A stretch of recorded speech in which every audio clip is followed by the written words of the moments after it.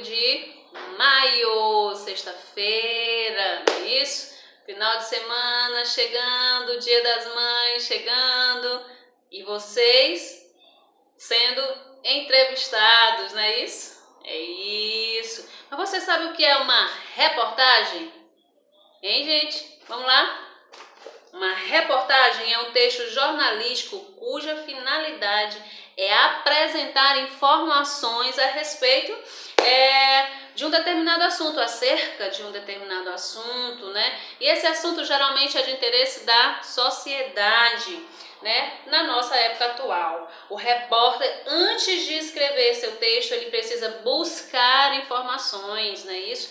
E aí a gente vê nessas mídias, gente, muito fake news, então a gente tem que ter cuidado e averiguar se aquela informação ela é verdadeira, né? Isso pra gente não sair por aí espalhando coisas que não são verdades, né?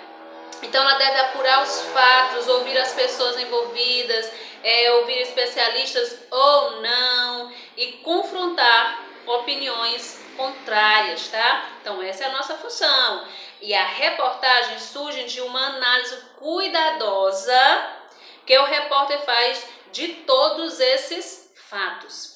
Essa análise, em geral, é apresentada e exemplificada com os depoimentos obtidos durante a pesquisa para a elaboração do texto. E aí ontem eu falei para vocês que numa reportagem uma reportagem ela pode ser apresentada de duas formas, num discurso direto e num discurso indireto.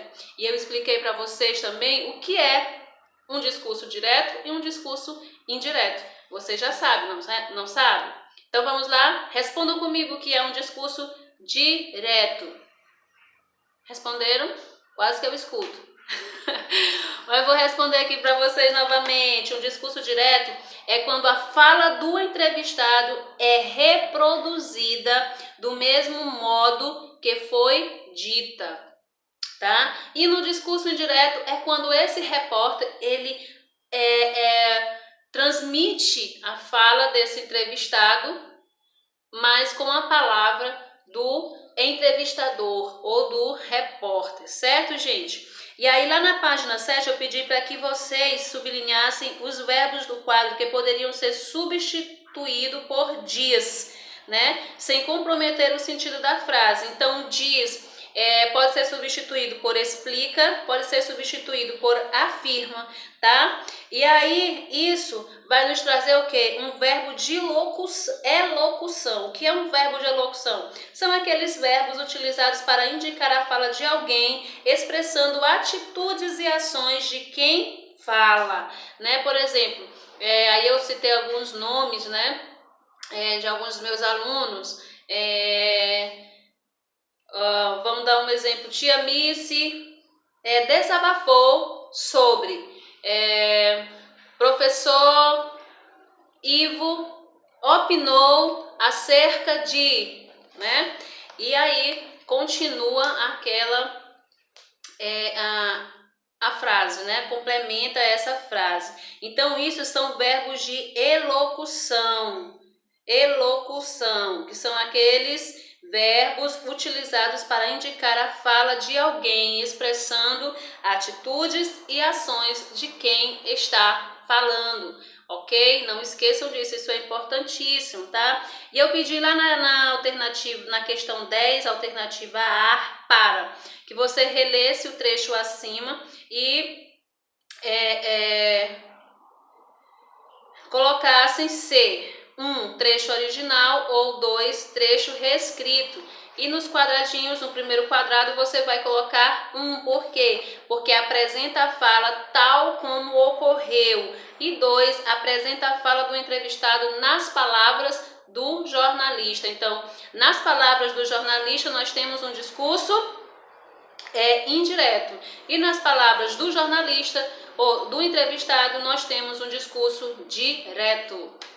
Não esqueçam disso, meus amores, isso é importante, hein? A 11ª questão, eu pedi para que vocês colocassem que de acordo com o texto, porque os robôs atuam adequadamente nos laboratórios, mas não na rotina de uma casa.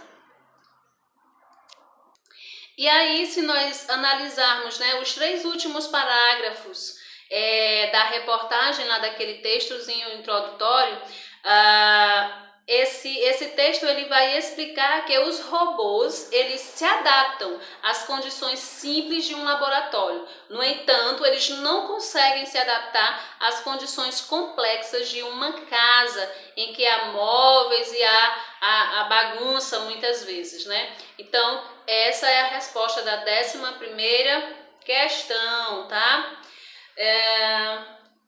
E aí, gente, essa é a aula de hoje, esse é o conteúdo de hoje. Não temos uma atividade a não ser a releitura e o aprendizado acerca desse conteúdo. Para vocês, um ótimo final de semana, curta ao máximo o Dia das Mães. Beijo para vocês e até segunda-feira. Fui!